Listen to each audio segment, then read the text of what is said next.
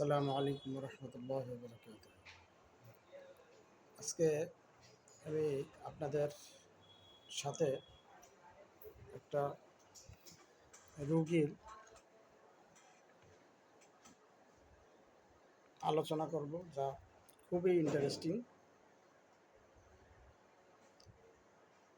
রাত 11টার দিকে বিবির হাট থেকে একজন রোগীর মা আমাকে ফোন করেন এবং বলেন যে আমার বাচ্চা প্রস্রাব করতে পারছে না, প্রস্রাবে কষ্ট হয়, কান্নাকাটি করে।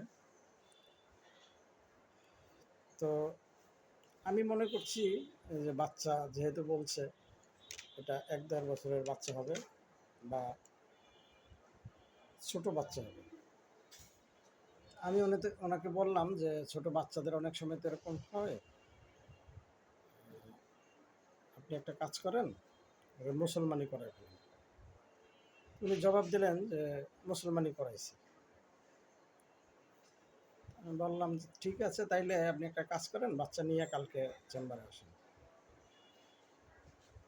উনি জবাব দিলেন যে বাচ্চা আনা যাবে না, কারণ তাকে অপারেশন করে প্রস্রাবের জন্য ব্যাগ দেওয়া হয়েছে। তো আমি একটু অবাক হইলাম যে একটা বাচ্চাকে অপারেশন করে প্রস্রাব করতে পারে না, এজন্য ব্যাগ দিছে। বিষয়টা অবশ্যই অনেক জটিল। তারপরও আমি ওনাকে বললাম যে ঠিক আছে, আপনি কালকে আসেন, আলাপ করি, তারপরে দেখা যাবে। তো উনি যথারীতি পরের দিন আমার চেম্বারে আসেন। আসার পরে আমি যখন রোগীর হিস্ট্রি নিতে যাই, তখন নাম লিখি এবং জিজ্ঞেস করি বয়স কত। বলেন যে 22 বছর। আমি লেখা বন্ধ করে দিয়ে ওনাকে বললাম যে কালকে রাত্রে আপনি বললেন যে বাচ্চা, আজকে বলতেছেন 22 বছর বয়স। বলে যে সে তো আমার কাছে বাচ্চাই। আমি বললাম যে আপনি তো এইভাবে বিভ্রান্ত করতেছেন। বাচ্চা বলছেন ঠিক আছে, এটা আপনার কাছে বাচ্চা, কিন্তু আপনি যেই অর্থে তার যেইভাবে চিকিৎসা করার জন্য আসছেন, সেখানে আপনি বাচ্চা বলে তাকে, এটা তো চিকিৎসক বিভ্রান্তি হবে, এবং আমি বিভ্রান্ত হয়েছি। যাই হোক, তার হিস্ট্রি নিলাম। তার বাচ্চার বয়স 21 বছর। প্রস্রাবে প্রচণ্ড জ্বালাপোড়া, প্রস্রাব করতে পারে না, প্রস্রাব আসে না, এবং যাও আসে সেটা ফোঁটা ফোঁটা। যেই কারণে বাইপাস সার্জারি করে ক্যাথেটার দেওয়া হয়েছে, এবং সেই ক্যাথেটারটা প্রায় 15 দিনের মতো স্ট্রে করছে, ওই একই অবস্থায় আছে। আমি ওনাকে বললাম যে এইভাবে যদি খুব বেশি দিন থাকে ক্যাথেটার, তাহলে ইনফেকশন হওয়ার সম্ভাবনা আছে। উনি বললো যে হ্যাঁ, এখন আমার ছেলে কান্নাকাটি করে। তো আমি তাকে 2টা ঔষধ দিলাম এবং বললাম যে এই 2টা ঔষধ আপনি একটার পরে আরেকটা অর্থাৎ আপনি অল্টারনেট করে এইভাবে খাওয়ান। একটা ঔষধ ক্লিওমেটিস ইরেক্টা, আর একটা থ্যালাপসি বার্সা।